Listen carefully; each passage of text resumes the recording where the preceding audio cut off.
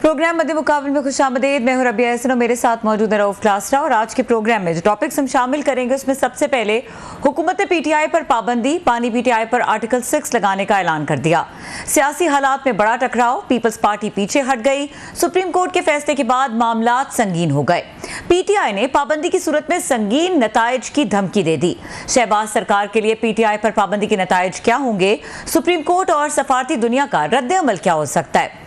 इसके अलावा बात करेंगे कायद नून लीग नवाज शरीफ तवील खामोशी के बाद मैदान में उतर आए। वजीर आजम शहबाज शरीफ की अहम मुलाकात। नून लीग ने सुप्रीम कोर्ट में मखसूस नशिस्तों के खिलाफ नजरसानी अपील दायर करने का फैसला कर लिया। क्या नून लीग मतलूबा नताइज हासिल कर पाएगी? और इसके अलावा बात करेंगे साबिक अमरीकी सदर डोनाल्ड ट्रंप पर कातलाना हमला, शूटर मौके पर मारा गया। अमरीकी सिक्योरिटी एजेंसी सर जोड़कर बैठ गई। दुनिया भर के लीडर्स की जानिब से मजम्मत। अमरीकी सदर जो बाइडेन भी ट्रंप साइड पर आ गए। और इसके अलावा शामिल करेंगे बानी पीटीआई बड़ी मुश्किल का शिकार। 9 मई के 12 मुकदमात में गिरफ्तारी डाल दी गई। शाह महमूद कुरैशी पर भी फर्दे जुर्म आयद। अहम डिटेल्स इस हवाले से आपके साथ शेयर करेंगे। और डिस्कशन के लिए हमें ज्वाइन करें प्रोग्राम में सीनियर एंकर पर्सन और तज्जियाकार काशिफ अब्बासी साहब। बहुत शुक्रिया काशिफ भाई साहब हमें ज्वाइन करने के लिए। बहुत शुक्रिया जी।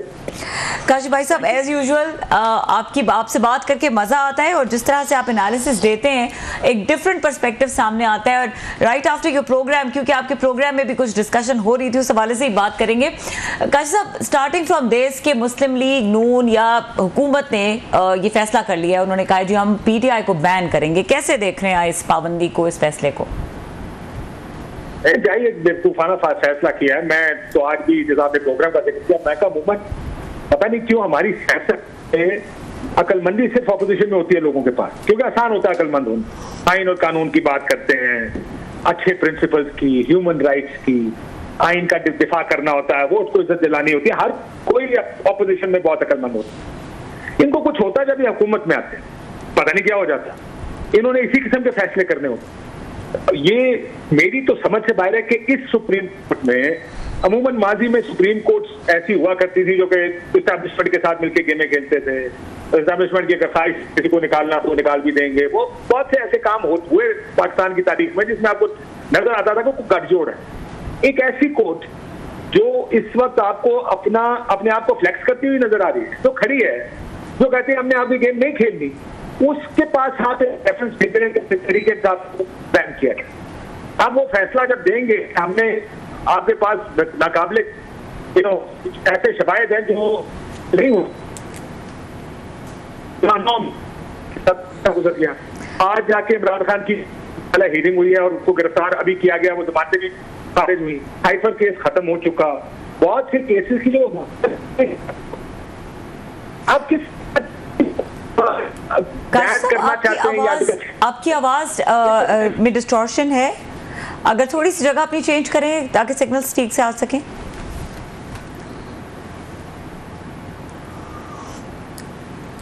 काशिफ साहब साथ मौजूद हैं? ठीक है, दोबारा कांटेक्ट कर रहे हैं क्लास साहब। काशिफ साहब जो बात कर रहे हैं, मुझे जो थोड़ी उनकी बात समझ में आई, अभी तो he was building his argument, but बेवकूफाना फैसला है, that was a punch line. आपको भी लगता है? जो काशिफ का एक अहम बात थी कि जब हुकूमतें ऐसे इसी तरह के हमकाना फैसले करती हैं और हर हुकूमत करती है, एक डिटेल उठा लें, अभी ये काशिफ साहब वापस आएंगे तो इनसे थोड़ा मैच डालेंगे। कौन सी हुकूमत है जो नहीं करती? मतलब आज मैं समझता हूँ कि अभी उस पर सवालात हम उन पर करेंगे कि इमरान खान साहब ने भी तो किया हुआ ये फैसला और लोग ये मानेंगे नहीं। उन्होंने टीएलपी को बैन किया था 2021 में, उनकी हुकूमत ने बैन किया था। उस वक्त उन पर भी ये चार्जेस थे कि वो अनारकी फैला रहे हैं, स्टेट के खिलाफ हैं, मार्चेस हो रहे हैं, पुलिस वालों को मार रहे हैं, बहुत सारी कैजुअल्टीज़ भी हुई थी।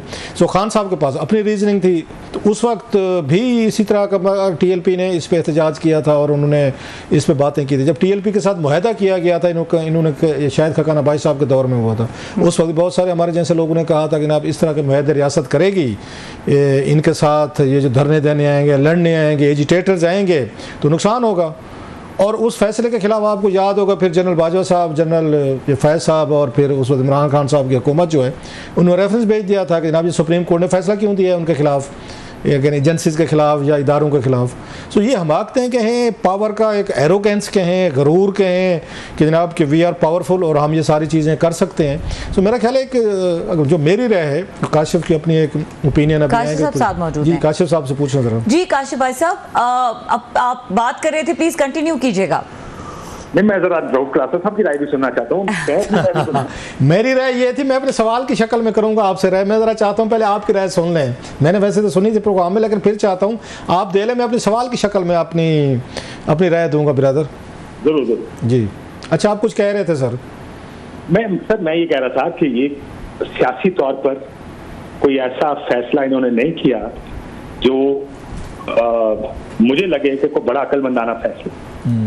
आप सुप्रीम कोर्ट को भेजेंगे, सुप्रीम कोर्ट अगर इसको रद्द कर देगी तो ये सोचें कि हम कौन कौन से वो रास्ते खोल रहे हैं जो आने वाला कोई फैशन, चाहे वो इमरान खान साहब की सूरत में हो जो बड़े 2/3 अक्सरियत के साथ या 3/4 के साथ किसी के गले पे पांव रखकर इतने ताकतवर आए, कौन रास्ते रोकेगा किसी के? ये रास्ते तो आप खुद खोल के दे रहे हैं किसी को कि वो आए और इन चीजों का इस्तेमाल करे। आज भी कह रहे थे हमने सबक सीख लिया, और मुझे उम्मीद है कि तहरीक इंसाफ वालों ने सबक सीखा, लेकिन मुस्लिम लीग नून ने सबक नहीं सीखा।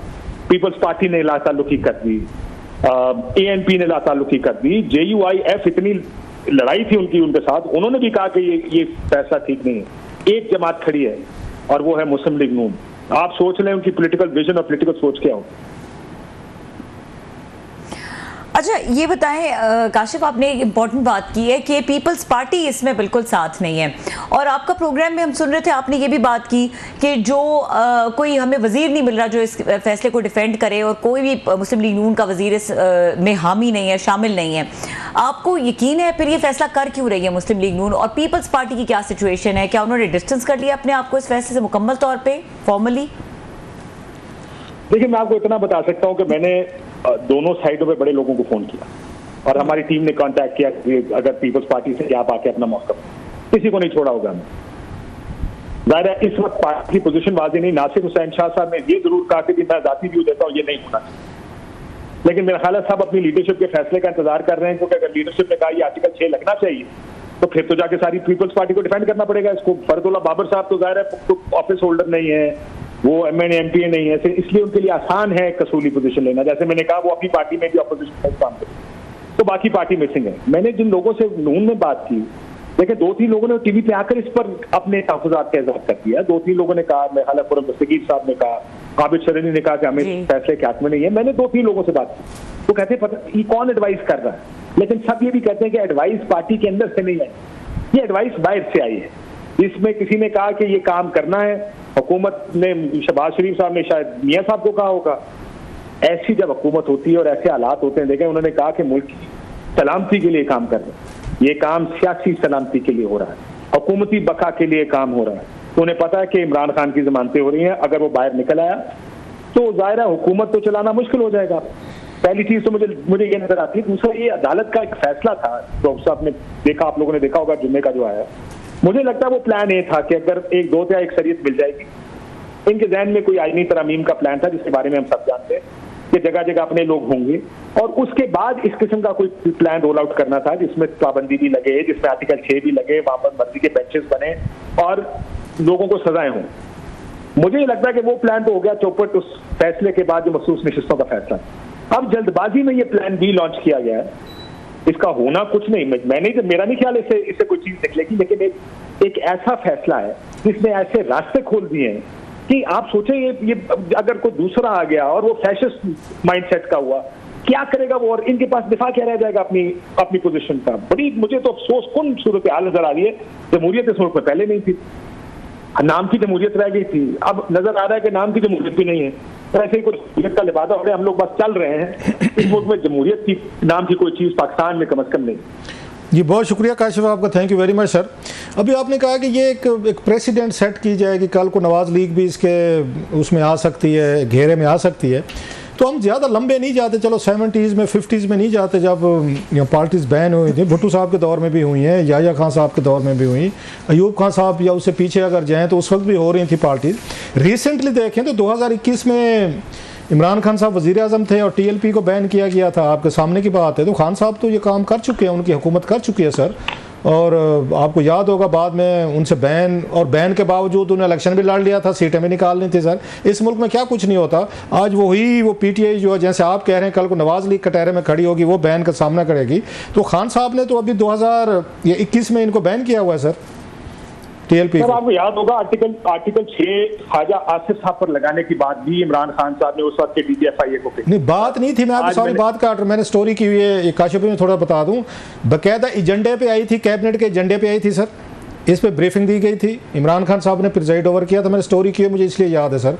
और उस पर यह फैसला हुआ था कि जनाब के ख्वाजा आसिफ साहब पे आर्टिकल 6 लगाया जाएगा और दुबई से डॉक्यूमेंट्स और चीज़ें मंगवाई जाएंगी कि ये जहाँ पे ये थे फॉरेन मिनिस्टर थे, ये किस तरह के एडवाइसेज जो हैं, लीगल फॉर्म जो भी थी वहाँ पे, उसको बदले 15-20 लाख रुपए इनको ले रहे। ये फैसला था, डिसीजन था कैबिनेट का, खान साहब ने खुद किया और DGFI को भेजा गया और बशीर मेमन साहब ने उस पर एग्जीक्यूट करने से इनकार किया था, जिसके बाद खान साहब उनसे नाराज़ हुए थे और वज़ीर आज़म हाउस बुला के अच्छी खासी तलखी हुई थी आजम खान के साथ, उनकी बशीर ये मेमन साहब की। खान साहब ने आर्टिकल 6 भी उस वक्त लगाने का फैसला किया था कैबिनेट से, और TLP को भी बैन किया था। दोनों काम कर चुके हैं खान साहब सर।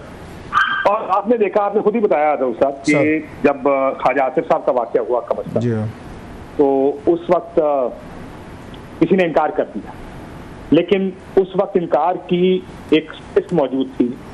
मेरा ये मानना है कि अगर आप एक दफा ये इसको एग्जीक्यूट करने चल निकले और ये रेफरेंसेस भेजने शुरू हुए, तो फिर तो आज दूसरी चीज पे रेफरेंस आएगा। वैसे TLP पे बड़ी इंटरेस्टिंग बात बताऊं आपको कि TLP पर हमें एक ब्रीफिंग दी गई थी पिंडी में, और उस वक्त कहा गया था कि इनको सियासी धारे में दोबारा शामिल करना चाहिए। वो बड़ा उस वक्त ज़ाहिर वो पाबंदी का सीन चल रहा था उनके ऊपर, तो ये फैसला भी वहीं से हुआ था कि इनको वापस इंटीग्रेट करें पॉलिटिक्स के अंदर, इन लोगों को साइडलाइन या सियासी धारे से बाहर नहीं रखना चाहिए। ये बात आपकी ठीक है, मैं यही तो कह रहा हूँ रोज़ा कि अगर ये उसी तरह का फैसला था ने काशिफ, ये धारे में लाने का फैसला TLP को उसी तरह का था, और वही लोग शामिल थे उसमें जो तालिबान को ला रहे थे अफगानिस्तान से, वहाँ 35,000 तालिबान उनकी फैमिलीज और सवात में ला के उनको बसाया जा रहा था। ये पूरा ग्रुप तो वही था सर, वही लोग थे, बिल्कुल वही था। और अगर मैं आपको वो कॉन्वर्सेशन बताऊँ ये तालिबान के हवाले से, हुकूमत तो कहती है कि लेके आए, दूसरी साइड का मानना यह कि एक भी आदमी नहीं आया, लेकिन वो ज़ाहिर है ये तो हुकूमत नंबर दे सकती है, नाम दे सकती है कि कौन किधर आया।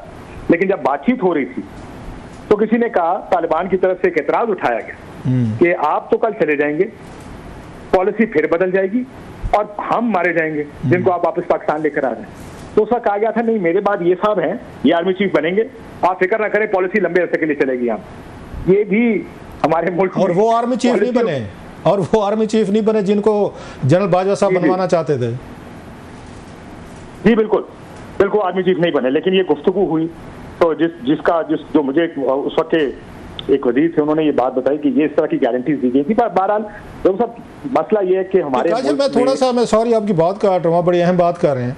ये मुल्क फिर कैसे चलेगा कि अगर इतने टॉप के लेवल पे कि वो पहले एक पार्टी बैन होती है, वो आते हैं, हंगामे करते हैं, यहाँ पे लोग मारे जाते हैं, ट्रबल होती है, पूरी दुनिया में प्रॉब्लम होते हैं, फिर उनसे मुआहदे साइन किए जाते हैं, पैसे दिए जाते हैं, और फिर कुछ अरसे बाद कहा जाता है जनाब इनको धारे में लाना है, और वही लोग लाने वाले हैं।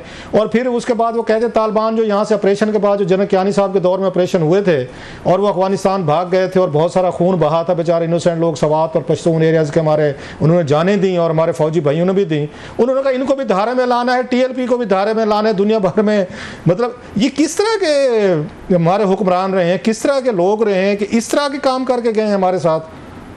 I am shocked and amazed sir, जो आप चीज़ें आप बता रहे हैं कि इनको धारे में लाना था सर, वो भी धारे में, तालिबान भी धारे में आ रहे हैं, TLP भी आ रही है। देखिए यही तो हमारे मुल्क के फैसला साजों का मसला ये रहा है ना, एक फैसला साज आएगा, कंसिस्टेंसी ऑफ पॉलिसी नहीं होती।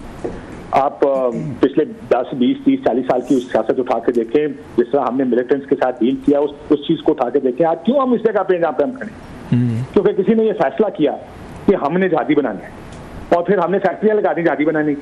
किसी ने ये नहीं सोचा कि जब ये जंग खत्म होगी तो इन जातियों को क्या करेंगे। उस वक्त सोचा क्या था, हमने जातियों को इंडिया भेज देंगे। उस वक्त दूसरा फैसला ये हुआ था कि जनाब जगह बड़ी है, हम किसी और जगह को डाइवर्ट कर देंगे।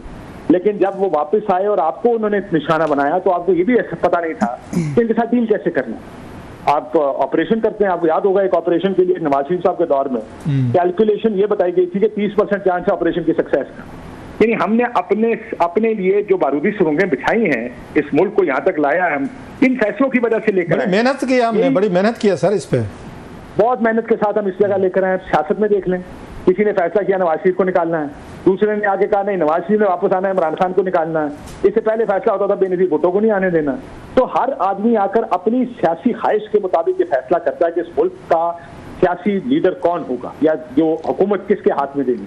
और फिर आपने देखा है 8 फरवरी के इलेक्शन में कि फिर पूरा निजाम उस तरफ चल पड़ता है। 8 फरवरी पे आते हैं काशिफ, मैं अगर इसको रिफ्रेश कर दूं पाकिस्तानी अवाम की आसानी के लिए कि जनरल ज़िया साहब है, उन्होंने कहा जनाब कि हमने जिहाद लड़ना है और ये इस मुल्क की सलामती सब के लिए ज़रूरी है सर। जनरल मुशर्रफ है, उन्होंने कहा नहीं ये जो लोग थे इस मुल्क के लिए, ये तालिबान थे, जो भी थे, ये ख़तरा थे, लिहाजा इनके खिलाफ ऑपरेशन करना है। उसके बाद जनरल क्यानी है, उन्होंने ऑपरेशन किया सवात में, जनाब हमारे फ़ौजी भाइयों ने, सवात के लोगों ने, पश्तून ने, बाकी लोगों ने, तमाम ने कुर्बानियाँ दी सर। उसके बाद ये जनरल बाजवा साहब है, इन्होंने कहा नहीं इनको वापस लाना है, ये लोग जो अफगानिस्तान गए थे जिनके खिलाफ हमारे फ़ौजियों ने जाने दी थी, लोगों ने कुर्बानियाँ दी थी, इनको धारे में लाना है। तो भाई साहब ये तो पिछले 30-40 साल की तो ये स्टोरी है कि एक धारे में ला रहा है, कोई निकाल रहा है, कोई ऑपरेशन कर रहा है, कोई भगा रहा है, कोई कुछ कर रहा है sir. And we are back to square one. दोबारा और आपने राउत साहब दोबारा ऑपरेशन करना है, अभी तो ऐलान हुआ है कमिश्नर के खिलाफ दोबारा ऑपरेशन करना है। यानी हमारी कोई पॉलिसी में कंसिस्टेंसी नहीं है, कोई लॉन्ग टर्म पॉलिसी हम बनाते नहीं। उस वक्त के हालात पे और उस वक्त के कोई जो भी ताकतवर आदमी होता है उसकी ख्वाहिश पर यहाँ पर पॉलिसी बनती है और उस पॉलिसी की बुनियाद पर फैसला होता है कि जनाब वो जो पिछले 5 साल या 3 साल या 6 साल या 10 साल में हुआ अब वो नहीं होगा, अब उसके मुखालिफ काम करेंगे। हमारी सियासत भी ऐसी चल रही है, हर थोड़े अरसे बाद सियासी फेवरेट बदल जाता है और सियासी दुश्मन भी बदल। उनकी लाइन दोबारा तो नहीं कट गई जी यार, दोबारा उनसे काशिफ साहब से रब्ता करें। अच्छा काशिफ साहब ये कह रहे हैं बहुत सारा काशिफ भाई से बड़ी अच्छी खासी उनसे बातें करनी है। वही कह रहे हैं हर थोड़े अरसे बाद जो है वो दुश्मन बदल जाता है। अब क्लास साहब ये तो पास्ट की हम बात कर रहे हैं कि एक पैटर्न है जो चला आ रहा है, लेकिन इससे क्या भला हुआ है पाकिस्तानी सियासतदानों का, इन पार्टीज का जो इसी ट्रैक पे चले जा रहे हैं? मतलब There can be a change in plan. अभी काशिफ आएंगे, मैं उनसे पूछना चाह रहा था, बड़ा एक सवाल रहा है। काशिफ ने भी कहा है कि ये जो ट्रेंड सेट कर रहे हैं, कल को कोई फाशिस्ट आ जाए इन द नेम ऑफ डेमोक्रेसी कि जनाब कि इस मुल्क को मैंने ठीक करना है और इसको सजाओं से ठीक करेंगे। आर्टिकल 6 नहीं, वो अभी बताया ना खाज आसिफ वाली हमने स्टोरी की हुई है कि इमरान खान साहब ने तो अप्रूवल दे दी थी कि आप इन पे आर्टिकल 6, अभी भी मेरे पास कोई कैबिनेट के मिनट्स पड़े होंगे जिसमें फैसला जी उनसे जी काशिफ बासी जी वो खैर वही बात कंप्लीट कर रहा था कि सियासत का भी फैसला ऐसे ही होता है हमारे मुल्क में, क्योंकि ब्रॉड बेस्ड डिसीजन मेकिंग नहीं है जिस पर सारों का इत्तेफाक हो, क्योंकि हमारी सेंट्रलिटी है कमांड की कि कुछ बहुत ही कम लोग हैं जो फैसला करने की पोजीशन में होते हैं, तो वो जो भी फैसला करते हैं उस पर अमल होता है। आपने भी बात की, बड़ी एक अहम आपने नुक्ता उठाया कि ये जो गेट खोला जा रहा है, कल को कोई फाशिस्ट आ सकते हैं, वो मजीद या सख्तियाँ करेंगे in the name of democracy, populism के नाम पे। जी हमारे पास 2/3 है लोग हमारे साथ हैं, मुल्क बदलना चाहते हैं, किसी को फांसी लगा दो, किसी को जेल में कर दो, किसी को साइबेरिया भेज दो, किसी को काले पानी भेज दो, जैसे होता था। तो आपको याद होगा कि no offences to Imran Khan साहब फैंस, खान साहब की एक बड़ी मशहूर लाइन थी, वो हर तकरीर में कहते थे जी मैं क्या करूं, मजबूर हूं, मेरे पास अक्सरियत नहीं है, भानुमती का कुंभा है, मैं उसमें बैठा हूं, मैं अलायंस में बैठा हूं, मैं कुछ कर नहीं सकता, मेरे पास पावर्स नहीं है। और वो कहते थे मुझे कौन सी पावर्स चाहिए, वो कहते सऊदी अरब वाली चाहिए, मुझे चाइना वाली चाहिए, मुझे रशिया वाली चाहिए।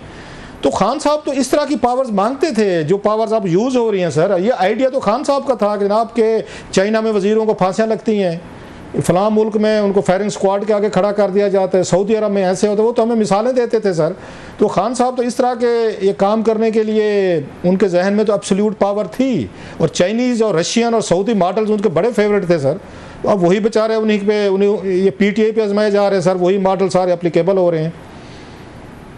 मैंने आपको थोड़ी देर पहले यही तो कहा था साहब कि PTI तो कहती है कि हमने सबक सीख लिया, लेकिन अगर कल एक भारी अक्सरियत से इन हालात का मुकाबला करके अगर इमरान खान साहब जीतते और फर्ज करें वो कहते हैं कि जनाब जो चाइना में होता है, और पाकिस्तान में तो बड़ा मकबूल नारा है ना कि चोर इस मुल्क को यहाँ तक लेकर आए 70 साल, वो कहते हैं जिसने चोरी की साहब उसको तो हम फिर आर्टिकल 6 लगाते, क्योंकि इस मुल्क की सालमियत के खिलाफ वो लोग थे जिन्होंने चोरी की है, और वो आर्टिकल 6 लगाना शुरू कर दिया उन लोगों पे जिनके ऊपर इनको शक भी हो कि ये चोर है। तो फिर तो ये मामला किधर जाके रुकेगा? इसी वजह से जमहूरियत पसंद जो जमातें होती हैं वो ऐसे रास्ते नहीं खोलती, बल्कि काशिफ आपको याद होगा फैसल वाडा साहब ने हामिद मीर साहब के शो में कहा था कि जी 5000 बंदा मारना पड़ेगा यहाँ पे, और उस वक्त वजीर थे वो, और ये जनरल बाजवा साहब ने भी सहाफ़ियों से बात की, शायद आप भी मौजूद होंगे उस ब्रीफिंग में, जिसमें उन्होंने कहा जी 5000 लोगों की हमने फहरिस्त बनाई हुई, और इमरान खान वजीर आज़म थे उस वक्त, और फैसल भुट्टो साहब ने तो मीर साहब के शो में कहा हुआ है कि 5000 बंदे की एक लिस्ट है तो उनको मारना पड़ेगा। सो फाशिस्ट ये टेंडेंसीज तो ऑलरेडी मौजूद थी, आज नहीं थी, 4-5 साल पहले से हमें नज़र आ रही थी कि जो हुक्मरान आ रहा है वो यहाँ पे फांसियाँ लगाना चाहता है अपने मुखालफिन को, या जो भी लिस्ट बनी हुई थी। सर वो उसमें करेक्शन आ गई थी कि 5000 की लिस्ट होगी ना, जब 2000 को लगेंगे 3000 खुद ठीक हो जाएंगे। तो थोड़ी सी मॉडिफिकेशन की बात नहीं मेरे सामने किसी ने की थी। ठीक है। तो ये बात ठीक है आपकी। देखिए बहुत से लोगों के दिमाग में जो सोल्यूशंस हैं वो बड़े इसी किस्म के सोल्यूशन, झटका सोल्यूशन है कि बंदे फाइल ला दो, बंदों को ठोक दो, और इस तरह अगर हम 2000 बंदा, 1000 बंदा, 5000 बंदा मार देंगे तो ये ठीक हो जाएगा। या चाइना वाली ताकत चाहिए, या सऊदी अरब वाला पावर चाहिए कि जिसको दिल किया जेल में डाल दिया, जिसको दिल किया फांसी लगा दिया। देखिए ये रास्ते, मैं फिर वही कह रहा हूँ कि देखिए कुछ लोगों के बारे में तो आप कहते थे, आज भी मैं अता तारक साहब को सुन रहा था कि जो कहते फैशिस्ट हैं, देखो इन्होंने मरीम नवाज को बाप के सामने गिरफ्तार किया, फिर उन्होंने कहा कि वो बहन को फरियाल तालपुर साहबा को गिरफ्तार किया ईद वाले दिन। तो एक गलत, आप खुद जिन चीजों की मिसालें देते हैं कि ये गलत और ये फैशिज्म है, क्या किया पिछले 2 साल में इनकी हुकूमत ने? जो पहले पीडीएम की गवर्नमेंट थी, खवातीन को बालों से पकड़ के सड़कों पे घसीटा है, लोगों के घरों में घुस के उनकी माओ बहनों के साथ बदतमीजी की है। अब जो जिस चीज का गिला ये खुद किया करते थे कि हमारे साथ है या हमारे साथ गलत हुआ है, आज वही गलती दोहरा रहे हैं। वो इमरान खान की बीवी को अंदर रखा हुआ है, उनकी जमानत हो गई, एक केस में दूसरा केस डाल दिया। तो मसला ये, इधर सबक कोई नहीं सीखता। इस मुल्क में सबका जो कंप्लेन है सबसे बड़ा वो ये है कि हमारे साथ मत करो। अगर इस्टेब्लिशमेंट ने किसी की मदद करनी है तो मेरी मदद करो, मेरे मुखालिफ की मदद आप नहीं करते। अगर किसी को घसीटना है, किसी औरत को जेल में डालना है, आज सनम जावेद को देखें जी, आज उसकी जमानत हुई है। पिछले 1 साल से ड्रामा लगा हुआ है इस मुल्क में कि अदालतें जमानत देती है, उठा के किसी और केस में दोबारा अंदर कर देते। आज इस्लामाबाद हाई कोर्ट ने जुमेरात तक का टाइम दिया है उनको। ये हम इस मुल्क को, सब लोग एक जैसे हैं रऊफ साहब, ये याद रखें, मौका मिलने की बात है। ऐसे ही है, ये मौका मिल जाए तो सब फैशिस्ट है। सबका दिल है कि अपने मुखालिफ को तुन के रख दें, सबका दिल है कि अपनी सुनिया और गलियां के विच मिर्जा यार फिरे। सबकी सोच यही है, अपने मुखालिफ को मारने के लिए वो किसी के को भी अपना कंधा देने को तैयार है। क्या हुआ पिछले 1 साल में? मियां साहब ने डीलें की ना, वो जो वोट को इज्जत दिलाना चाहते थे। कहाँ है पीपल्स पार्टी जो जमहूरियत की सबसे बड़ी चैंपियन थी, जो इंसानी हकूक के लिए सबसे ज्यादा खड़ी होती थी? पिछले 1-2 साल में जब वो हुकूमत में थे, क्या कुछ नहीं हुआ इस मुल्क? मीडिया के साथ क्या हुआ यार? इमरान रियाज 5 महीने किसी को पता नहीं था है कहाँ? अरशद शरीफ को देखें, मुल्क जिन लोगों के ऊपर 50-50 FIR हुई, अरशद शरीफ को शहीद कर दिया गया। किसी ने, आपने बिलावल भुट्टो के मुंह से कोई बयान सुना कि ये इंसानी हकूक के खिलाफ है, ये नहीं होना चाहिए, या हम हुकूमत छोड़ देंगे अगर इस तरह का तर्ज अमल दोबारा हमने देखा? वो कहाँ गए बयान के तुम बड़े बेगैरत हो, हमारे साथ मुकाबला करो? और जब ऑपोजिशन में थे तो उसका गैरत के लेक्चर देते थे, जब हुकूमत में आए तो आज भी पीपल्स पार्टी की तरफ से कोई पॉलिसी बयान अब तक नहीं आया। लोग अपनी जाती ख्वाहिश का इजहार कर रहे हैं, लेकिन मैं आपको यकीन कैसे दिलाता हूँ रोज़ा पका, उनको अपना सियासी मफाद नजर आया तो वही होगा, उतनू खाई जाओ तो बिच्छू खाई जाओ तो उतनू रोला पाई जाओ। ये ऊपर से कहेंगे देखें ये जमहूरियत के बड़े खिलाफ है, लेकिन जो वो कर सकते हैं कि हुकूमत से निकल जाए, मुझे धमकी दें कि अगर आपने ये आर्टिकल 6 लगाया या आपने पार्टी को बैन करने की कोशिश की, हम हुकूमत का हिस्सा नहीं रहेंगे, आप इस हद तक पीपल्स पार्टी शायद ना जाए। आपने बड़े पॉइंट्स उठाए हैं, जो असल पॉइंट है, कल को जो रेफरेंस जाने हैं 2, मैं अगर गलत नहीं कह रहा प्लीज़ आप उस पर करेक्ट कीजिएगा, पार्टी बैन करने का रेफरेंस है या आर्टिकल 6 का है, तो ये कैबिनेट अप्रूवल देगी और फिर रेफरेंस की शक्ल में प्रेसिडेंट ऑफ पाकिस्तान को जाएगा, वहाँ से रेफरेंस जो है सुप्रीम कोर्ट को जाता है। मेरा ख्याल ये प्रोसेस है। तो क्या जरदारी साहब जो हैं वो दोनों रेफरेंसेज की अप्रूवल देंगे? वो अप्रूवल देंगे तो आगे जाएगा। वो कहेंगे मैं तो डाखाना हूँ, मैं तो रोक नहीं सकता, जैसे आरिफ अलवी साहब ने कहा था, उन्होंने भी नहीं रोके थे रेफरेंसेस जब जा रहे थे उनके खिलाफ, काजी ये फैजी साहब खिलाफ। जरदारी साहब क्या करेंगे? टेस्ट तो आने वाला है, ये लंबी दूर, वो कहते हैं घोड़ा भी है, तलवार भी है, मैदान भी है, तो घोड़ा तलवार मैदान तो अभी वहाँ प्रेसिडेंसी में लॉन्च होने वाला है, वहाँ पे जाने वाला है रेफरेंस। तो जरदारी साहब क्या फैसला करेंगे? वापस करेंगे हुकूमत को या वो इसको सुप्रीम कोर्ट को भेजेंगे? देखिए मैं अगर गलत नहीं हूँ, मैंने देखा ये आपने नुक्ता उठाया, ये मुझे चेक करना चाहिए था। ये रेफरेंस आर्टिकल 6 का हुकूमत की तरफ से जाता है, लॉ मिनिस्ट्री गवर्नमेंट नहीं है। हाँ, मेरा भी शायद, लेकिन मुझे को कह रहा था कि शायद रेफरेंस जो है ये जाना पड़ता है, अगर रेफरेंस भेजते हैं तो फिर आपको शायद सदर से जाना पड़ता है, बल चेक कर लेते हैं। वो प्रेसिडेंशियल रेफरेंस होता है, लेकिन आइन आर्टिकल 6 के बारे में ये कहता है कि आर्टिकल 6 का रेफरेंस हुकूमत भी ऐसे ही है। आपको याद होगा परवेज मुशर्रफ साहब के वक्त भी इफ्तिखार चौधरी साहब ने उस वक्त की हुकूमत मियां नवाज शरीफ की उसको कहा था कि आप बताएं और फैसला करके बताएं कि आप ये रेफरेंस आर्टिकल 6 का दायर करना चाहते हैं या नहीं। मसला ये है सर, आपने आसिफ जरदारी साहब का जिक्र किया, इस मुल्क में एक कानून बना था इस इलेक्शन से पहले 2024 के कि अब इलेक्शन ट्रिब्यूनल को हाई कोर्ट के जजेस हेड करेंगे, और इस वजह से क्योंकि वो ज्यादा तगड़े लोग होते हैं, खड़े हो सकते हैं, प्रेशर नहीं लेते, इस वजह से फैसले ताकि 4 महीने के अंदर अंदर जो स्टिपुलेटेड टाइम है कानून का है। यूसुफ रजा गिलानी साहब कायम मुकाम सदर थे, पहला जो ऑर्डिनेंस पास किया इस सिलसिले में हुकूमत बचाने के लिए, आप इन्होंने रिटायर्ड जजेस को ट्रिब्यूनल का हेड लगाने का जो ऑर्डिनेंस आया वो यूसुफ रजा गिलानी साहब के पास, बाद में इसको असेंबली ने पास किया। पहले पीपल्स पार्टी की जमहूरियत पसंदी की जिसकी आप बात कर रहे हैं, ये नारे तो बहुत मारते हैं, पहला ऑर्डिनेंस उन्होंने ये पास किया यूसुफ रजा गिलानी साहब ने। और आपकी बात ठीक है, देखिए टेस्ट केस सिर्फ जरदारी साहब के भेजने का नहीं है, पीपल्स पार्टी इस पर रिएक्ट कैसे करेगी। आज पूरा दिन गुजर गया, सुबह 1 बजे के करीब दोपहर को। वैसे काशिफ आपको लगता नहीं है जो बात स्टार्ट में हमने की थी कि कोई भी पीएम आज अपने आप प्रोग्राम में कह रहे थे, मैंने भी कोई, अगर मैं गलत नहीं कह रहा, मेरी टीम ने भी चेक किया तो किसी भी 8 बजे वाले शो में हुकूमत का कोई वजीर नज़र नहीं आ रहा था, कैबिनेट का लोग आने से मतलब कतरा रहे। इसका मतलब ये है कि हुकूमत ओनरशिप नहीं दे रही, ये कहीं और से मतलब उन पर दबाव आया है, फैसला आया है। अगर जहाँ से जिन लोगों ने हुकूमत से करवाया है कि आप ये बयान दें, पार्टी बैन करें, अगर वो ये नवाज शरीफ साहब को या शहबाज शरीफ साहब को मजबूर कर सकते हैं तो जरदारी साहब को मजबूर किया जा सकता है। सर ये कितनी देर खड़े रह सकते हैं अपने इस पे पाँव पे? सर फिर वो भी करेंगे, पीपल्स पार्टी भी वही कुछ करेगी जो नवाज लीग ने किया है। देखिए आपको याद होगा पीपल्स पार्टी हुकूमत में आने को तैयार नहीं थी। बिलावल साहब जब लाहौर जा रहे थे इलेक्शन के बाद जरदारी साहब से मिलने, उन्होंने अपने तर्जुमान को कहा कि आप बयान दें जो टीवी पर चला कि पीपल्स पार्टी हुकूमत का हिस्सा नहीं बनेगी और उसे नहीं बनना चाहिए। बिलावल साहब की पोजीशन ये थी, लेकिन आपको पता फिर वो किन हालात में उनको हुकूमत का हिस्सा बनने पर मजबूर किया। तो बिलावल साहब जरदारी साहब की इस सियासत से दूर शायद हटना चाहें भी, मैं नहीं जानता उनके पास कितनी लेवरेज है, लेकिन एक ये बात ठीक है आपकी कि अगर पुश कम्स टू शव वो अपनी सियासत देखेंगे। इस मुल्क में असूल इन्हें अखलाकियात वाली सियासत खत्म होती जा रही, अगर ये कहूँ कि खत्म होने के करीब है, आखिरी सांसें ले रही।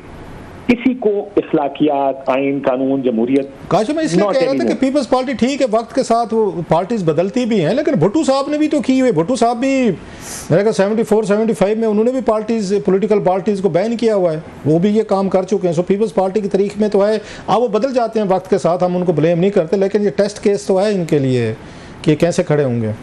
राव साहब आपने भी भुट्टो साहब की तारीख भी पढ़ी होगी, जो उनका दौरे हुकूमत था, वो भी सख्त वो थे अपोजिशन के साथ, कोई कसर उन्होंने भी नहीं छोड़ी थी। बहुत हाई हैंडेडनेस, बहुत ज्यादा। क्योंकि मैंने तो भाई grew up having this romance with Zulfikar Ali Bhutto को, मैंने पढ़ा है उनका पीरियड जुल्फिकार अली भुट्टो के साथ। मेरे वाले साहब खुद एमपीए थे जुल्फिकार अली भुट्टो साहब के साथ, तो इसलिए मैंने तो अपने घर में सिर्फ पीपल्स पार्टी की तारीफें देखी। वो मैंने जब वो तारीफ पढ़नी शुरू की, लोगों की किताबें पढ़ी जो उस वक्त के बारे में जो लोगों ने लिखा है, वो फेडरल फोर्सेस बनाई गई, किस तरह ऑपोजिशन के साथ किस किस्म का सलूक किया गया। आप आज भी साद रफीक साहब से पूछेंगे तो वो कहेंगे कि उनके वालिद साहब का कत्ल भुट्टो साहब ने कराया, वो चौधरी ज़हूर अली साहब का आपको याद होगा।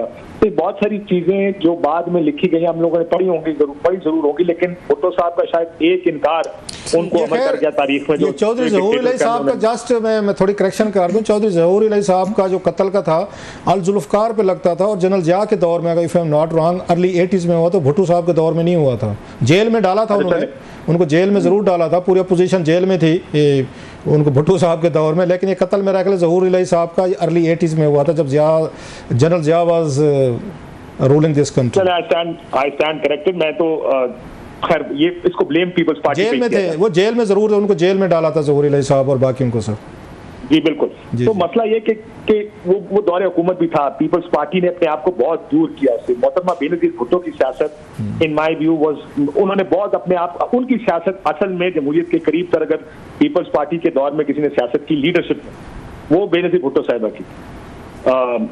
बहुत ज्यादा पेशेंस थी मुखालफीन के लिए, मीडिया चैनल्स के लिए। लेकिन आपको याद होगा कि जब 12 अक्टूबर का मार्शल लॉ लगा तो उन्होंने अपने सियासी मुखालिफ के हक लेकिन काशिफ मियां शरीफ को FIA के जरिए उनको दफ्तर से लाहौर से पिक कराने में, वो भी बेनज़ीर भुट्टो साहब के दौर में हुआ था। ये काम तो उस वक्त भी हो रहे थे सर अपने मुखालफीन के साथ, ये चीज़ें तो हो रही थी। बेनज़ीर भुट्टो साहब के दौर में हुआ था। इफ़ यू रिमेंबर सेकंड उनके पीरियड में रहमान मलिक साहब अल्लाह ने उनको जन्नत में जगह थे, FIA में डायरेक्टर थे, तो उनकी मेरा ख्याल है पहली असाइनमेंट यही थी कि जाएँ उनको पिक कर लें। 2-4 दिन उनको मेरा ख्याल 24 घंटे रखा भी किया था थाने में, फिर बाद में छोड़ा गया था। अब मैं आपसे यही कहता कि उन्होंने 12 अक्टूबर के उस इक़दाम की हिमायत भी की थी जब मार्शल लॉ लगा इस मुल्क में, हालांकि उनको जमहूरी कुव्वतों के साथ खड़ा होना चाहिए। मेरा ख्याल है काशिफ, आई एम सॉरी कि मैं फिर आपको करूँ, अच्छा नहीं लगता। मैंने उनका BBC का इंटरव्यू सुना था बेनज़ीर भुट्टो साहब का, उन्होंने कहा कि मार्शल अब लग चुका है, अब मुशर्रफ साहब आ गए हैं तो अब वो हमसे बात करें। उन्होंने इस तरह की बात की थी कि अब लग गया है तो मार्शल अब हमसे बात करें। अब मैं आपको करेक्ट कर लेता हूँ सर। उन्होंने कहा नवाज शरीफ एक डिक्टेटर बनता जा रहा था, इन्होंने ठीक किया, लेकिन आप जल्द से जल्द इलेक्शन कराएं और मुल्क को उस जगह उस रास्ते पर डालें जमहूरियत के रास्ते पर। चले किसी वक्त कट्टे बैठ के बीबी का इंटरव्यू देखते हैं। अच्छा, नवाज शरीफ ने क्योंकि बीबी पे केसेस बनाए थे, वो दुबई चली गई थी उन्हीं की वजह से, तो लिहाजा एक जो विक्टिम होता है, इतने भी बड़े डेमोक्रेट नहीं है हमारे मुल्क में कि विक्टिम हो के भी कहें नहीं जनाब के ये वजीर आज़म के साथ ज्यादा, इतना बड़ा दिल किसी का नहीं होता। आप ठीक कह रहे हैं बार। फिर वो दुनिया में मंडेलास ही होते हैं जो अपने मुल्कों को बस मंडेला एक ही था भाईजान, एक ही मॉडल आया था। वही कहा, वो मंडेलास ही होते हैं जो अपने मुखालफीन को इस बुनियाद पर कि मुझे आप, क्योंकि सबका ख्याल था, आप जरा मंडेला की लाइफ हिस्ट्री उठा के देखें, जब वो प्रेसिडेंट बना सबका ख्याल था कि अब जो उस वक्त के अफ्रीकन के साथ, ब्लैक अफ्रीकन के साथ हुआ, उनका बदला लिया जाएगा। लेकिन व्हाट अ रिमार्केबल मैन, हमारे मुल्क में मंडेला सिर्फ कागजों में वो सारे यहाँ पे करप्शन केसेस में जाते हैं यार, मतलब है इतने क्रिमिनल, इतने क्राइम करके जाते हैं, लूट मार करने के बाद वो कहते हैं हम मंडेले हैं। मतलब ये मंडेला साहब की भी शान में गुस्ताखी होती है, ये कहते हो जब ये अपने आप को मैच करते हैं उनके साथ, क्योंकि हमने लंबा पीरियड जेल में गुजार लिया है। यहाँ तो क्रिमिनल चार्जेस पे जाते हैं सर। मंडेला साहब कोई क्रिमिनल चार्जेस पे गए थे, या कोई उस पर करप्शन पे गए थे, या कोई उन्होंने तोशा खाने लूटे थे जैसे हमारे लीडरान करते हैं। बिल्कुल मैं आपसे यही कह रहा हूँ कि और 27 साल की जेल काटने के बाद उसने अपने मुल्क का सोचा, बदले का नहीं। हमारे यहाँ तो सारे बदले ही लेते हैं। आपने वो मॉडल टाउन का किया, आपको याद होगा, मॉडल टाउन के घर के बाहर जो फुटपाथ थे वो भी तोड़े गए थे और बुलडोजर लगाए गए थे। उस वक्त पीपल्स पार्टी के दौरे हुकूमत में जब नून की गवर्नमेंट आई तो पीपल्स पार्टी के साथ क्या कुछ किया गया। तो ये तो इस मुल्क की तारीख है। ये तो हम इसीलिए 90s को एक स्याह बार समझ के उसको रेफर ही नहीं करते कभी, तो ये लोगों ने सीख लिया होगा। बहुत से लोगों ने वो चार्टर ऑफ डेमोक्रेसी हो गया, और जो चार्टर ऑफ डेमोक्रेसी, मुझे तो वो दिन भी याद है रऊफ साहब, पता नहीं आप भी शायद लंदन में थे जब EPDM बनी, कि मैं एक दिन इजलास था पीपल्स पार्टी का, तो मैं गया, एजवे रोड पे था, मुझे अगर गलती नहीं है, तो उन्होंने कहा कि इजलास वाले मुल्तवी हो गया, बीबी की तबीयत खराब है। किसी बंदे को पता नहीं था कि मोहतरमा बेनज़ीर भुट्टो मुशर्रफ साहब से मुलाकात के लिए अबू धाबी गई। ऐसे ही है, किसी को पता नहीं था पीपल्स पार्टी में। ये फैसले लीडर खुद अपने तौर पे करते हैं, लेकिन हमारे यहाँ पर वैसे दिल तो कर रहे हैं आपसे और इतनी इंटरेस्टिंग और लंबी बात की, लेकिन हमारे प्रोग्राम का थोड़ी सी हमें पता नहीं चला कि almost we are nearing to an end. इतनी जबरदस्त आपसे गुफ्तगू हमेशा रहती है।